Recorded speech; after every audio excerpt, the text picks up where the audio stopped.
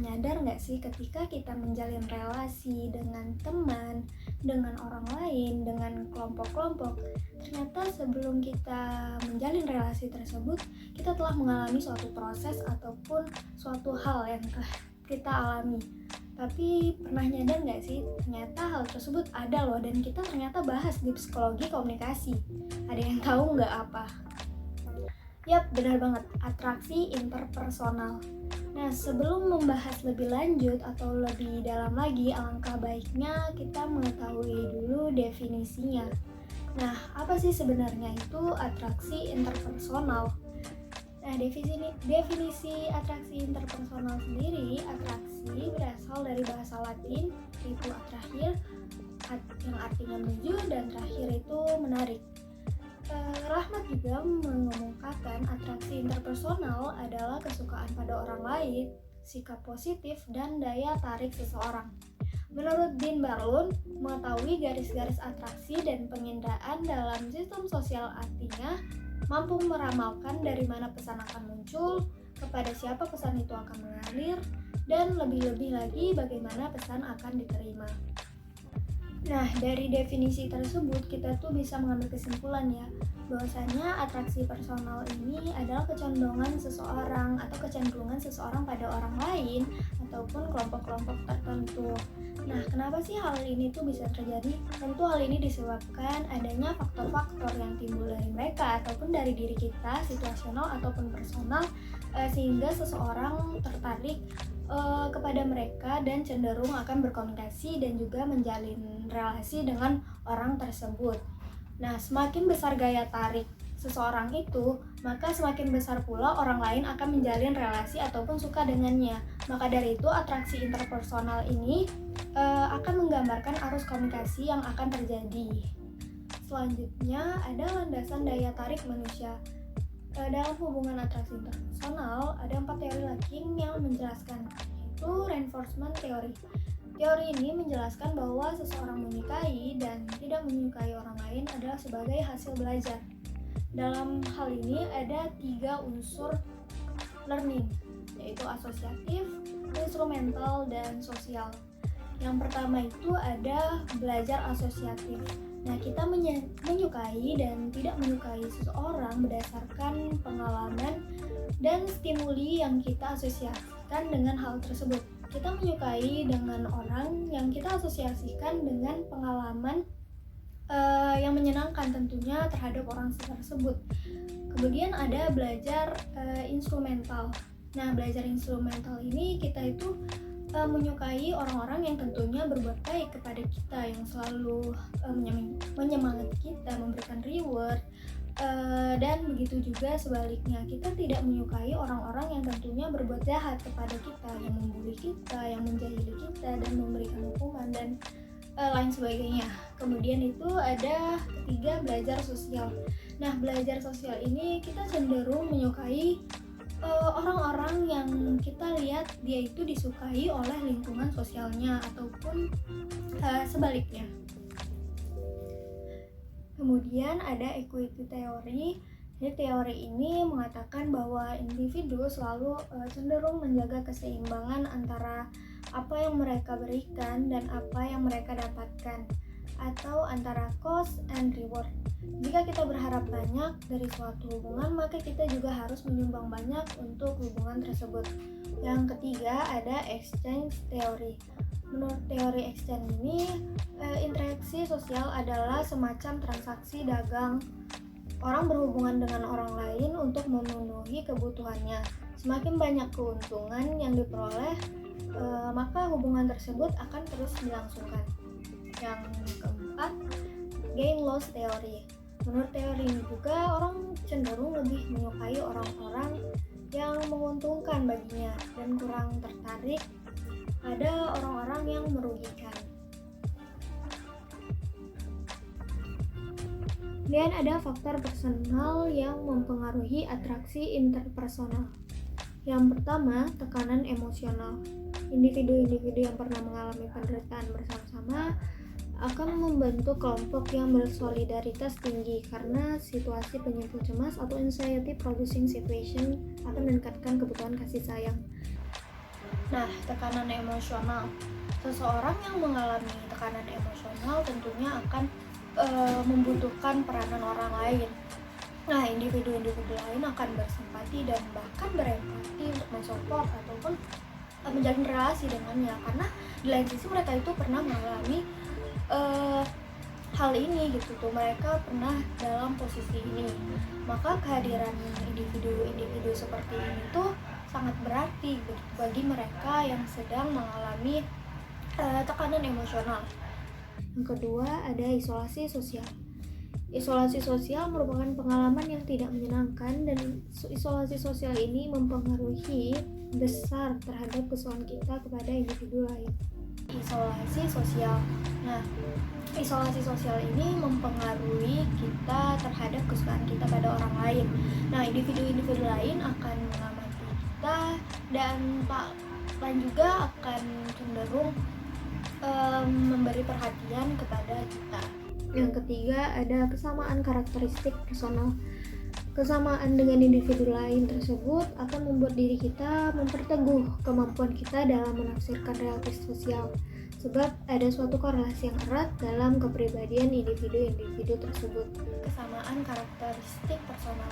Dalam hal ini, personality sangat mempengaruhi hubungan antar manusia. Jika karakteristik personalnya itu sama, maka akan mudah menemukan kesamaan dalam hal lainnya gitu, dan hubungan interpersonal yang terjalin pun akan berjalan dengan baik. Terakhir ada harga diri yang rendah. Menurut Elaine Webster, bila harga diri direndahkan, maka hasrat afiliasi atau bergabung dengan orang lain akan bertambah, dan individu tersebut akan lebih responsif untuk menerima kasih sayang dari individu lain.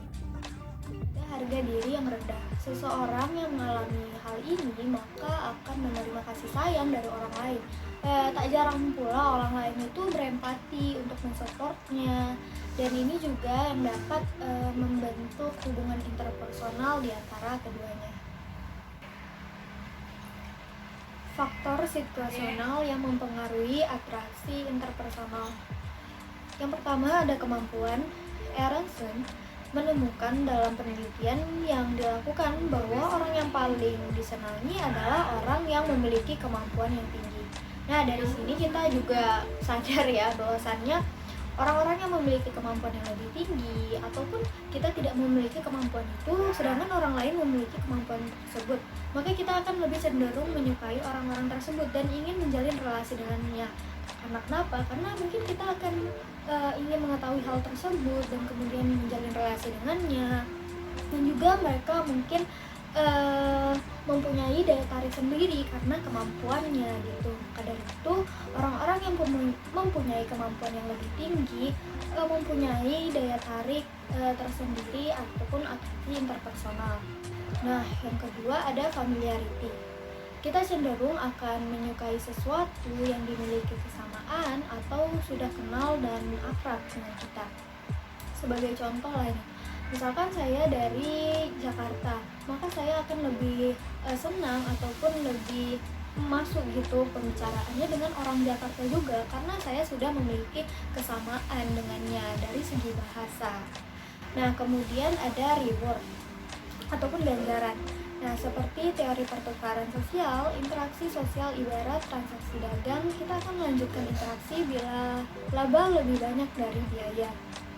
Nah, dari sini reward itu kita bisa asumsikan bahwa kita lebih senang dengan orang-orang yang suka berbuat baik ataupun yang senang memberikan kita sesuatu gitu tuh. Jadi kita akan tertarik juga untuk menjalin relasi dengannya. Kemudian ada daya tarik fisik. Kecantikan atau kelebihan seseorang dapat menjadi daya tarik, sehingga beberapa karya seseorang yang dinilai bukanlah kualitas karya itu sendiri, namun pengaruh orang berkarya dapat dilihat dari fisiknya tersebut. Nah, daya tarik fisik ini bisa dibilang visualisasi lah dari seseorang tersebut. Itu misalkan dia ganteng atau tidak, karena misalkan kalau dia ganteng ataupun cantik, itu akan menjadi daya tarik dia sendiri gitu loh, karena dari penampilannya sudah menjanjikan, maka orang-orang akan tertarik untuk menjalin relasi dengannya. Kemudian ada kedekatan. Dalam teori ini menjelaskan bahwa ini adalah sebuah bayangan dari bagaimana sebuah kedekatan akan membuat sebuah kondisi netral yang akan mempengaruhi tekanan psikologis manusia. Pengaruh atraksi interpersonal pada komunikasi interpersonal. Pertama, ada penafsiran pesan dan penilaian. Pendapat dan penilaian tentang seseorang tidak hanya berdasarkan pertimbangan rasional, namun juga dengan emosional. Manusia merupakan makhluk yang emosional, sehingga terkadang melibatkan perasaan dalam berkomunikasi. Begitu juga halnya ketika kita hendak memberitahu kesukaan kita terhadap sesuatu yang disukai lawan, maka kita dengan mudah mengatakannya. Namun lain halnya jika kita ingin menyatakan sesuatu yang kita tidak sukai mengenai lawan bicara kita, maka kita akan lebih sulit dalam mengungkapkannya. Nah, dalam penafsiran pesan dan penilaian ini, komunikasi ternyata tidak hanya mengenai rasional aja. Ternyata komunikasi itu juga melibatkan emosional. Nah, juga dijelaskan tadi bahwasannya ketika kita hendak menyampaikan sesuatu yang mungkin disukai oleh lawan bicara, maka kita akan lempeng saja gitu mengatakannya kepada lawan bicara. Namun lain halnya ketika kita mengatakan sesuatu yang mungkin berbeda ataupun yang penilaian yang kita tidak suka terhadap lawan bicara, maka kita akan cenderung merahasiakannya.